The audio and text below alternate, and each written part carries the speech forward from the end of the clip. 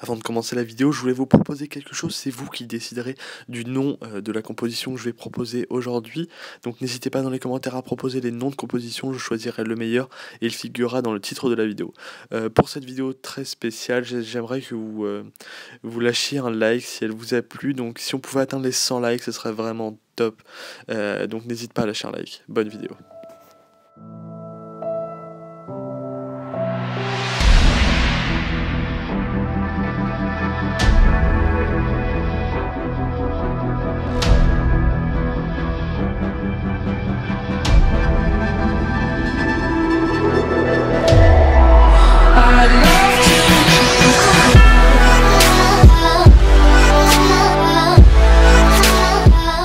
Bien, bonjour à toutes et à tous, c'est Corentin92, j'espère que vous allez tous très bien, en tout cas moi c'est le cas.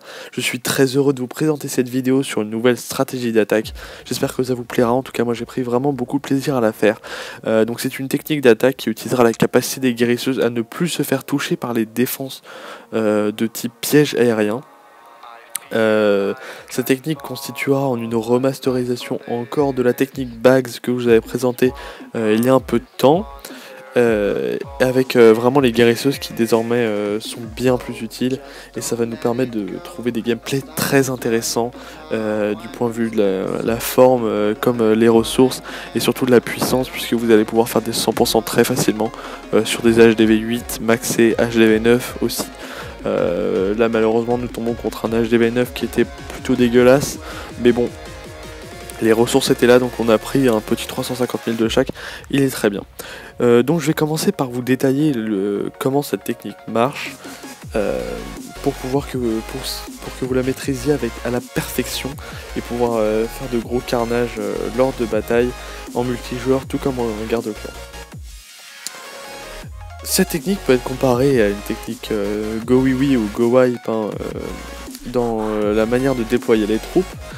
Donc vous allez commencer par déployer quelques géants, suivi de casse-briques pour trouer, et après vous allez balancer une ligne de sorciers, et après cette ligne de sorciers vous allez balancer 2 guérisseuses, en garder une dans vos réserves si jamais vous en avez besoin.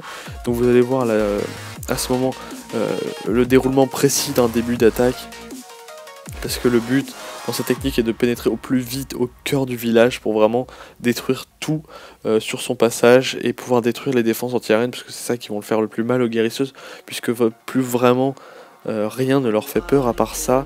Les tours d'archers sont pas très efficaces contre elles. Vous voyez la ligne de sorciers qui est déployée, les géants qui progressent au cœur du village. Ils sont partis de l'écran, on va peut-être les retrouver quand même. Les héros qui sont là pour appuyer le tout, s'ils font le rôle des PK dans une technique Go Away par exemple. Malheureusement ils sont partis sur le côté, parce que tout le monde sait qu'un héros ne va jamais au centre, hein, ça c'est dans leur logique, ce qui est dommage. Donc vous voyez les 2 guérisseuses qui sont là, elles se font taper par la défense anti-arène, mais la puissance des géants va pouvoir détruire la défense anti-arène et nous garder une guérisseuse au sain et sauve. Du coup on a toujours une guérisseuse dans les camps et ça c'est pratique. Donc l'attaque va se dérouler très bien, les géants vont faire tout leur taf, protégés par les guérisseuses, et il va en rester un très grand nombre à la fin, et c'est ça qui va faire la puissance de cette technique, puisque les géants seront tous là. Les géants en plus vont aggro les dégâts, du coup ce qui va faire que les sorciers vont être protégés et pouvoir faire un maximum de dégâts. Bon, et là ils sont partis un peu sur le côté, donc ils ont été plutôt dérangés sur ça, mais bon, vous voyez que généralement c'est les géants qui vont prendre tous les dégâts, et ça va faire vraiment la puissance de cette technique. Donc là il nous reste toujours 2 guérisseuses avec plus aucune possibilité pour le village ennemi de pouvoir défoncer nos guérisseuses, et là vous voyez déjà que l'ennemi est condamné à un 100%. Les géants qui progressent en très grand nombre, encore les sorciers qui sont là pour faire tous les dégâts. Donc vous voyez que cette technique est vraiment très puissante, excusez-moi. Maintenant je vais passer à un petit screenshot, pas screenshot, mais image vous détaillant la composition exacte pour les HDV 7, 8, 9 et 10, afin que vous réalisiez cette technique aussi pour faire des carnages. Donc si vous êtes HDV 7, vous aurez besoin de 6 casse-briques, 12 géants, 16 sorciers, 3 guérisseuses et 2 archers pour compléter le tout.